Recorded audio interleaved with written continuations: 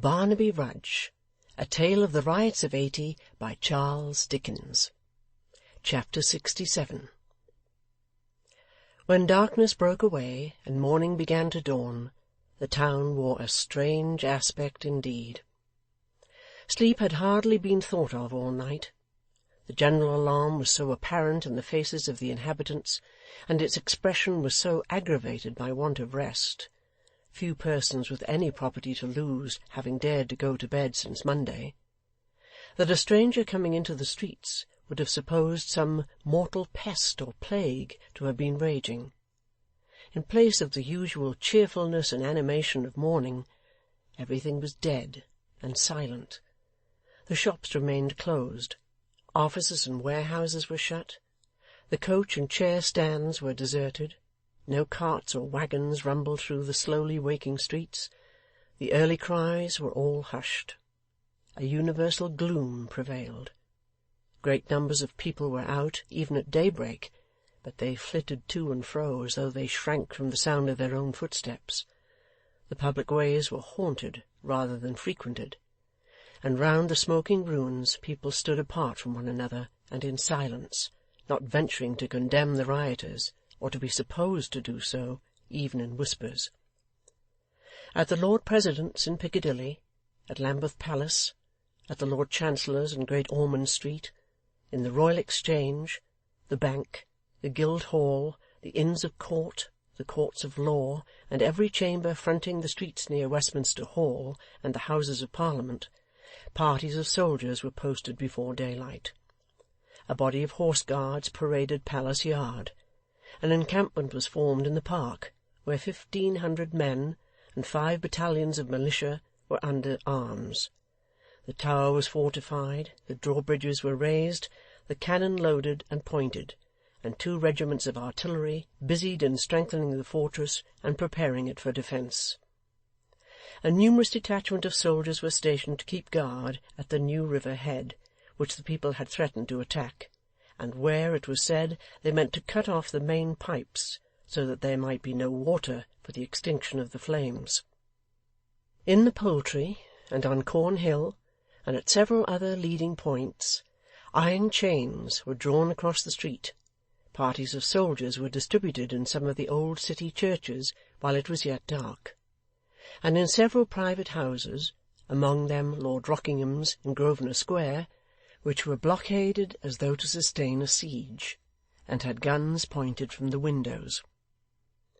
When the sun rose, it shone into handsome apartments filled with armed men, the furniture hastily heaped away in corners, and made of little or no account in the terror of the time. On arms glittering in city chambers, among desks and stools and dusty books, into little smoky churchyards in odd lanes and byways, with soldiers lying down among the tombs, or lounging under the shade of the one old tree, and their pile of muskets sparkling in the light, on solitary sentries pacing up and down in courtyards, silent now, but yesterday resounding with the din and hum of business, everywhere on guard-rooms, garrisons, and threatening preparations. As the day crept on, still more unusual sights were witnessed in the streets. The gates of the King's Bench and Fleet prisons, being opened at the usual hour, were found to have notices affixed to them, announcing that the rioters would come that night to burn them down. The wardens, too well knowing the likelihood there was of this promise being fulfilled, were fain to set their prisoners at liberty, and give them leave to move their goods. So, all day, such of them as had any furniture were occupied in conveying it, some to this place, some to that, and not a few to the brokers' shops, where they gladly sold it for any wretched price those gentry chose to give. There were some broken men among these debtors who had been in jail so long, and were so miserable and destitute of friends, so dead to the world and utterly forgotten and uncared for, that they implored their jailers not to set them free, and to send them, if need were, to some other place of custody. But they, refusing to comply, lest they should incur the anger of the mob, turned them into the streets, where they wandered up and down, hardly remembering the ways untrodden by their feet so long, and crying, Such abject things those rotten-hearted jails had made them, as they slunk off in their rags and dragged their slipshod feet along the pavement. Even of the 300 prisoners who had escaped from Newgate, there were some, a few, but there were some, who sought their jailers out and delivered themselves up, preferring imprisonment and punishment to the horrors of such another night as the last. Many of the convicts, drawn back to their old place of captivity by some indescribable attraction, or by a desire to exult over it in its downfall and glut their revenge by seeing it in ashes, actually went back in broad noon and loitered about the cells. 50 were retaken at one time on this next day, within the prison walls, but their fate did not deter others, for there they went in spite of everything, and there they were taken in 2s and 3s, twice or thrice a day, all through the week. Of the 50 just mentioned, some were occupied in endeavouring to rekindle the fire, but in general they seemed to have no object in view but to prowl and lounge about the old place, being often found asleep in the ruins, or sitting talking there, or even eating and drinking, as in a choice retreat. Besides the notices on the gates of the Fleet and the King's Bench, many similar announcements were left before 1 o'clock at noon, at the houses of private individuals, and further the mob proclaimed their intention of seizing on the Bank, the Mint, the Arsenal at Woolwich, and the royal palaces. The notices were seldom delivered by more than one man, who, if it were at a shop, went in and laid it with a bloody threat perhaps upon the counter, or if it were at a private house, knocked at the door and thrust it in the servant's hand. Notwithstanding the presence of the military in every quarter of the town, and the great force in the park, these messengers did their errands with impunity all through the day. So did 2 boys who went down Holborn alone, armed with bars taken from the railings of Lord Mansfield's house, and demanded money for the rioters. So did a tall man on horseback, who made a collection for the same purpose in Fleet Street, and refused to take anything but gold. A rumour had now got into circulation, too, which diffused a greater dread all through London, even than these publicly announced intentions of the rioters, though all men knew that if they were successfully effected, there must ensue a national bankruptcy and general ruin. It was said that they meant to throw the gates of Bedlam open, and let all the madmen loose. This suggested such dreadful images to the people's minds, and was indeed an act so fraught with new and unimaginable horrors in the contemplation, that it beset them more than any loss or cruelty of which they could foresee the worst, and drove many sane men nearly mad themselves.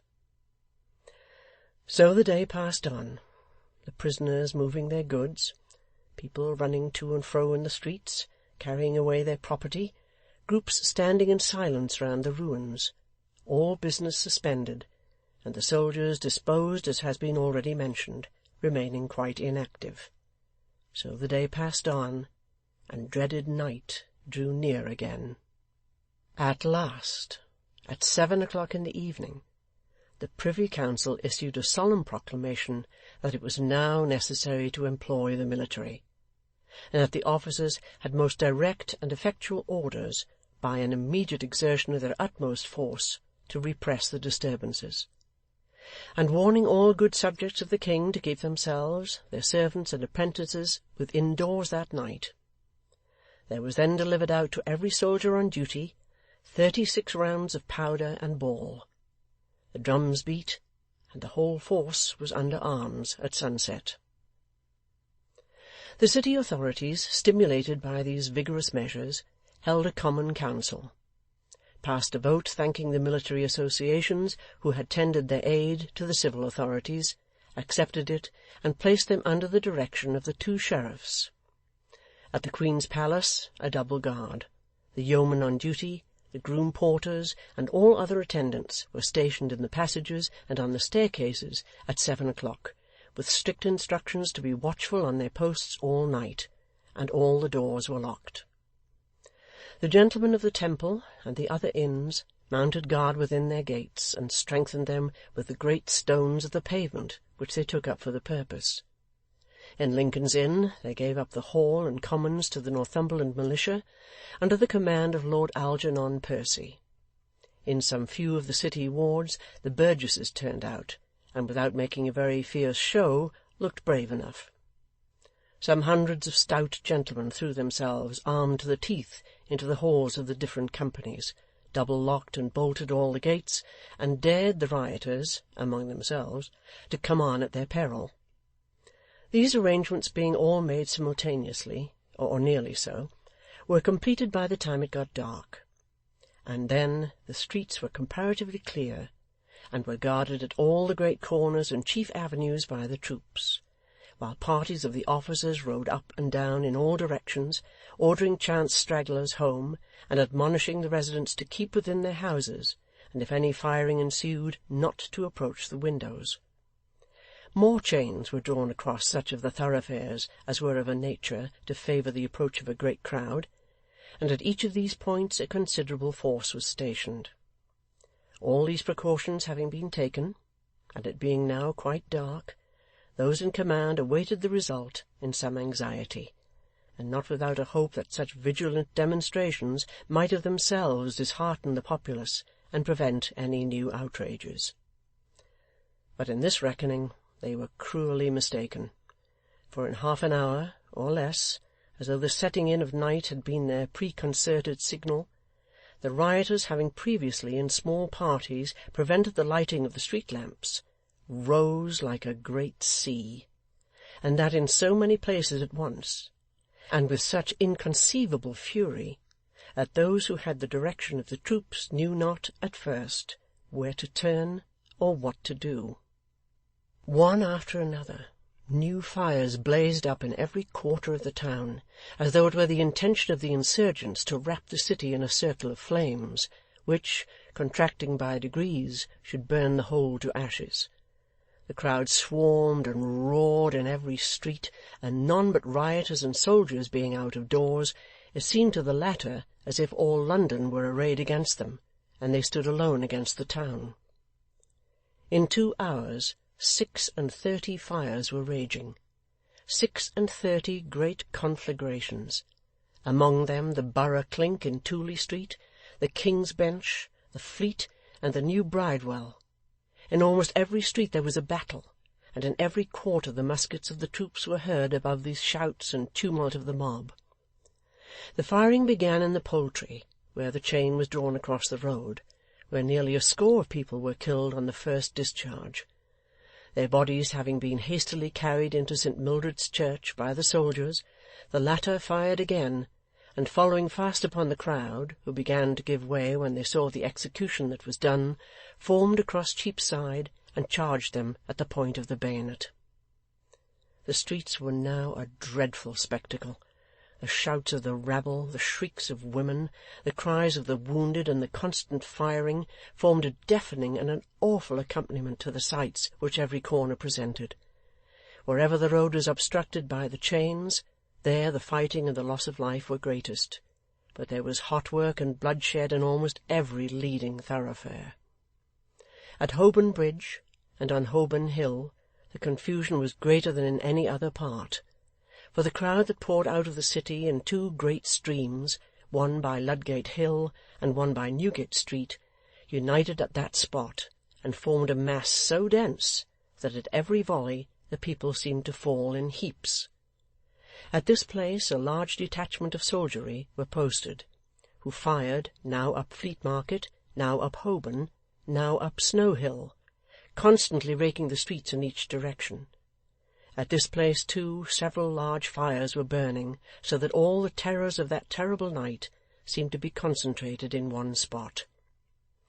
Full 20 times the rioters, headed by one man who wielded an axe in his right hand, and bestrode a brewer's horse of great size and strength, caparisoned with fetters taken out of Newgate, which clanked and jingled as he went, made an attempt to force a passage at this point and fire the vintner's house. Full 20 times they were repulsed with loss of life, and still came back again, and though the fellow at their head was marked and singled out by all, and was a conspicuous object as the only rioter on horseback, not a man could hit him. So surely as the smoke cleared away, so surely there was he, calling hoarsely to his companions, brandishing his axe above his head, and dashing on as though he bore charmed life, and was proof against ball and powder. This man was Hugh, and in every part of the riot he was seen.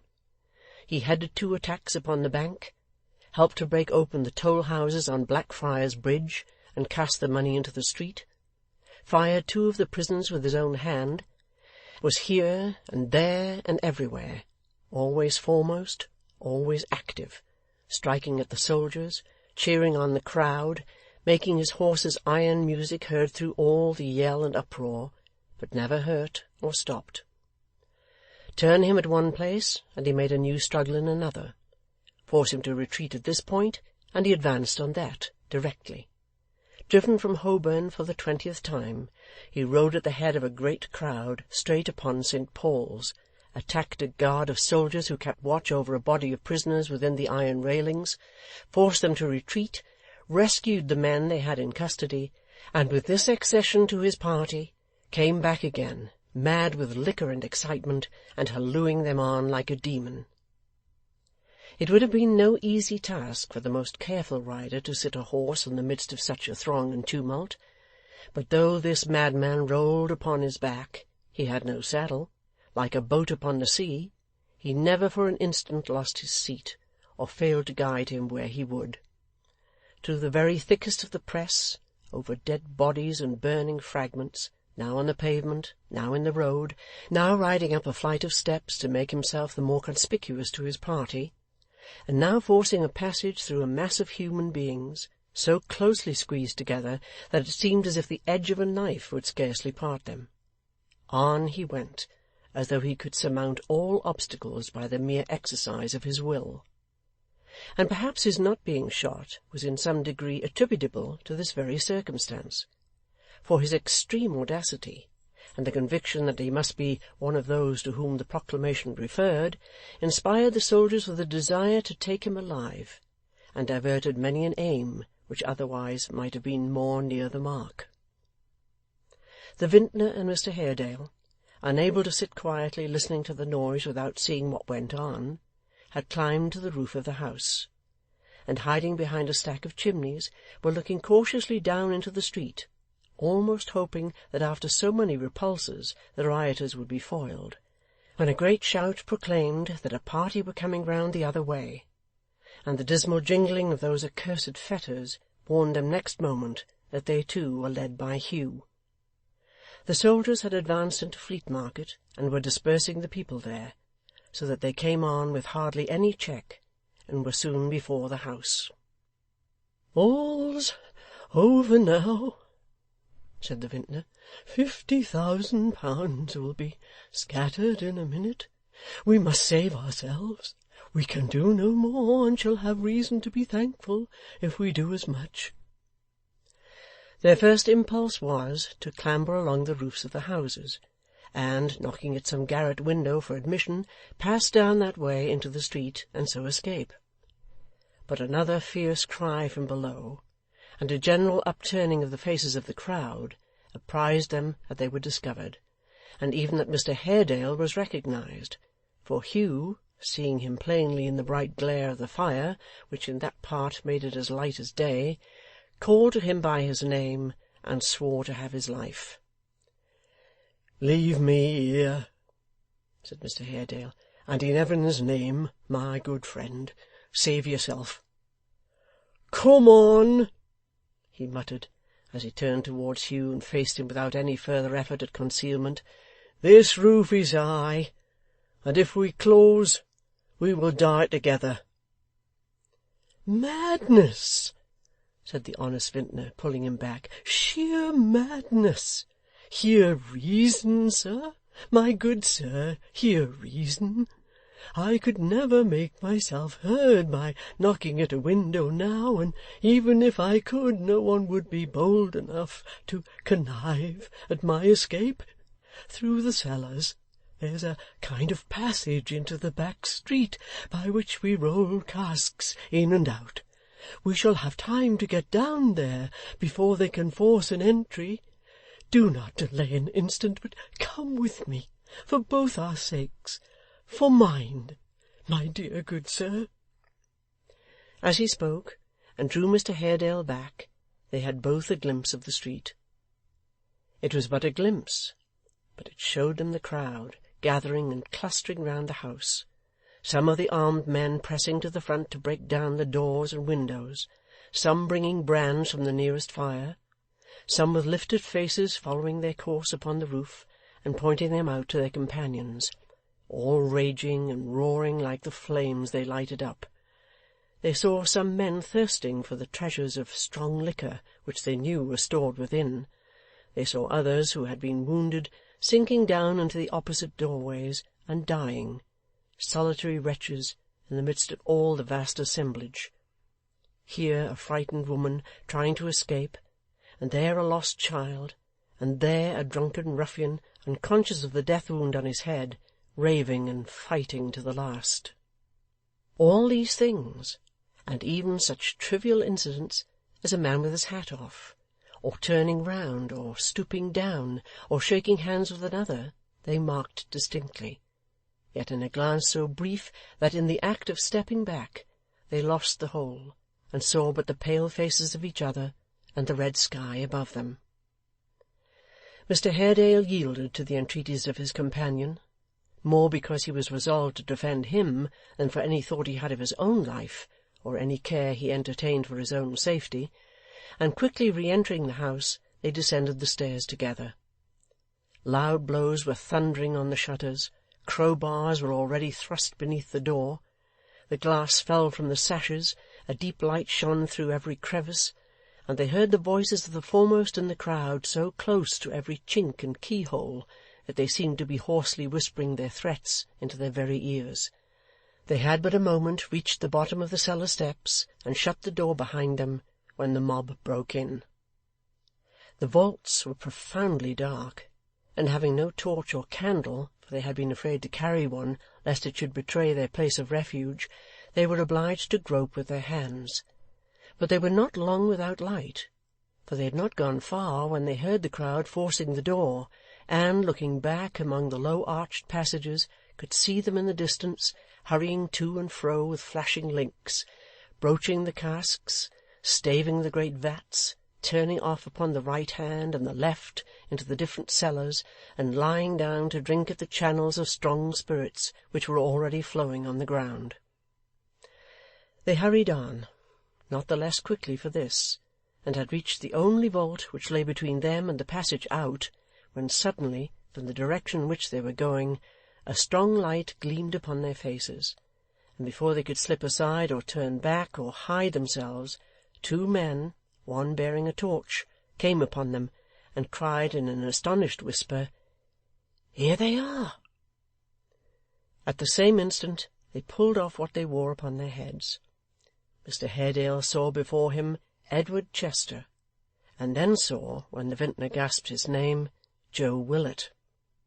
Ay, the same Joe, though with an arm the less, who used to make the quarterly journey on the grey mare to pay the bill to the purple-faced vintner, and that very same purple-faced vintner, formerly of Thames Street, now looked him in the face and challenged him by name. "Give me your hand," said Joe softly, taking it whether the astonished vintner would or no. "Don't fear to shake it. It's a friendly one, and a hearty one, though it has no fellow. Why, how well you look, and how bluff you are! And you, God bless you, sir! Take heart, take heart. We'll find 'em. Be of good cheer. We have not been idle." There was something so honest and frank in Joe's speech that Mr Haredale put his hand in his involuntarily, though their meeting was suspicious enough. But his glance at Edward Chester, and that gentleman's keeping aloof, were not lost upon Joe, who said bluntly, glancing at Edward while he spoke, "Times are changed, Mr Haredale, and times have come when we ought to know friends from enemies, and make no confusion of names. Let me tell you that but for this gentleman, you would most likely have been dead by this time, or badly wounded at the best.' 'What do you say?' cried Mr Haredale. 'I say,' said Joe, 'first, that it was a bold thing to be in the crowd, and all disguised as one of them, though I won't say much about that, on second thoughts, for that's my case too. Secondly, that it was a brave and glorious action, that's what I call it, to strike that fellow off his horse before their eyes.' 'What fellow? Whose eyes?' 'What fellow, sir?' cried Joe. 'A fellow who has no goodwill to you, and who has the daring and devilry in him of 20 fellows. I know him of old. Once in the house, he would have found you, here or anywhere. The rest owe you no particular grudge, and unless they see you, will only think of drinking themselves dead. But we lose time. Are you ready?' 'Quite,' said Edward. 'Put out the torch, Joe, and go on. Be silent, there's a good fellow.' 'Silent or not silent,' murmured Joe, as he dropped the flaring link upon the ground, crushed it with his foot, and gave his hand to Mr Haredale, 'it was a brave and glorious action. No man can alter that.' Both Mr Haredale and the worthy vintner were too amazed and too much hurried to ask any further questions, so followed their conductors in silence. It seemed, from a short whispering which presently ensued between them and the vintner relative to the best way of escape, that they had entered by the back door, with the connivance of John Grueby, who watched outside with the key in his pocket, and whom they had taken into their confidence. A party of the crowd coming up that way, just as they entered, John had double-locked the door again, and made off for the soldiers, so that means of retreat was cut off from under them.